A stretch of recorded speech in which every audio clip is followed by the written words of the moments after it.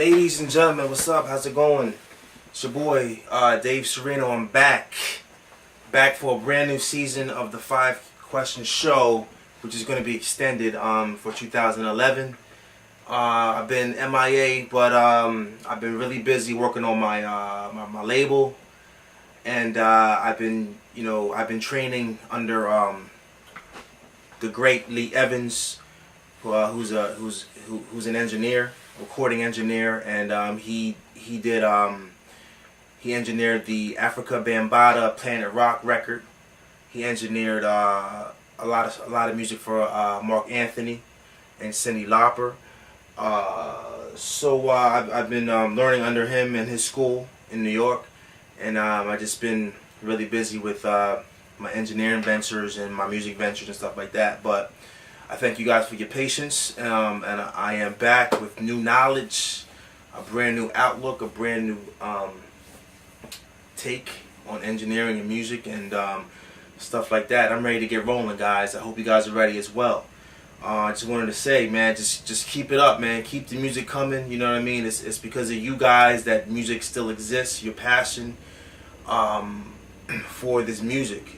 You know what I mean? It's just like the labels are definitely cool, but don't get discouraged if you're not getting signed, because you guys got to understand that music is something that you can do on your own. And I hope you guys learned a lot from my previous tutorials about creating your home studio, so you guys can get to work and keep that music coming. You know what I mean? Keep the independent music thriving. So today I want to jump right in. What I'm gonna do is I'm gonna start the season off with a couple questions that I got an email from. His name is it's EU Music 1. He had asked me a few questions, and I'm just gonna answer that and start the show off with that. I'm gonna dig in. I'm gonna dig right on in. I'm gonna get intense with this season, and just keep emailing me, guys. Keep your questions coming. I'm definitely gonna answer them for you. All right, let's get started. Question 1 from EU Music 1 is this. I gotta read from my computer because I have it on here.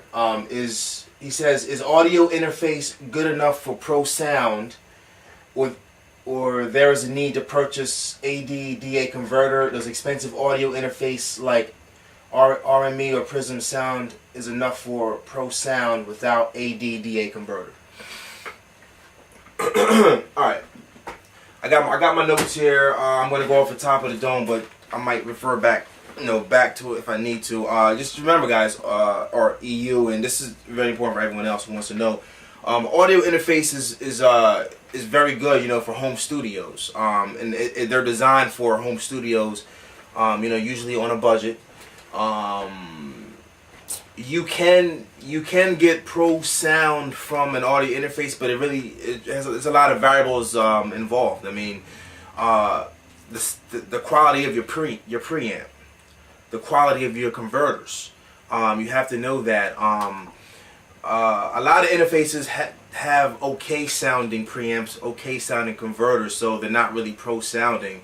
To be honest with you, that's why I bought the Apogee Duet, because the Duet's preamps and converters you can get pro sound with that. You can get pro sound with an audio interface, but like I said, it depends on variables. It depends on your preamps, your converters. Also depends on your mix engineer. I mean, is the engineer is what is he or she is the one that makes the sound.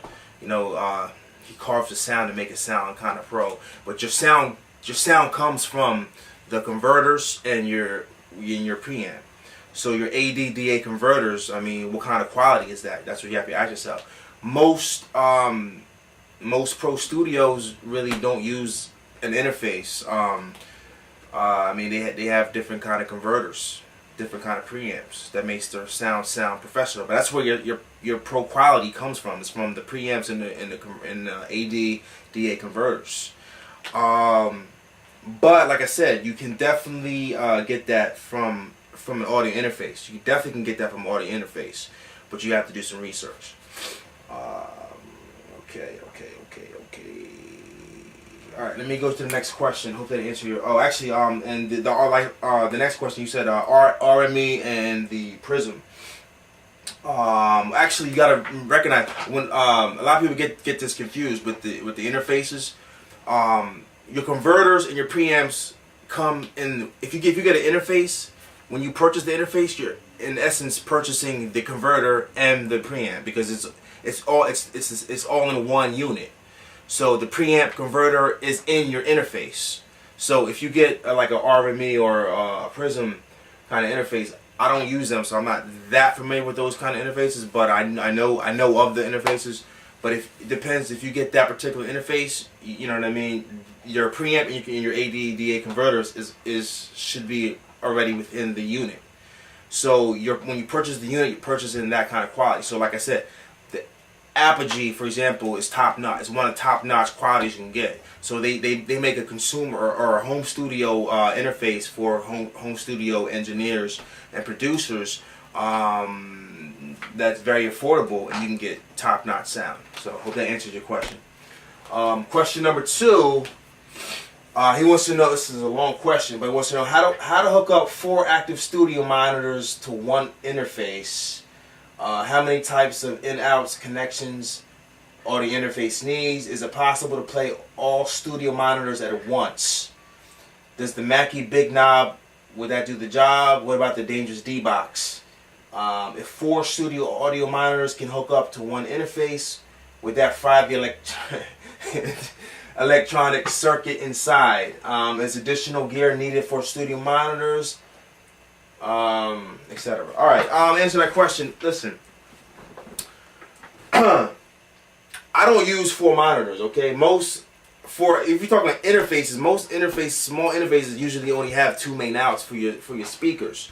Technically speaking, if your interface has 4 main outs, which I've never really seen, but I'm sure I don't even know if they make that. But to be honest with you, but technically, if there's an option that says like main outs and you have 4, then technically, yeah, you can hook up 4 speakers to it. But most is usually just 2 main outs. I mean, you have different ins and outs. It depends on the kind of interface that you buy. I mean, like the Apogee Duet, for example, what I have, it doesn't have that many ins and outs. It has 2 ins, 2 outs. That's it.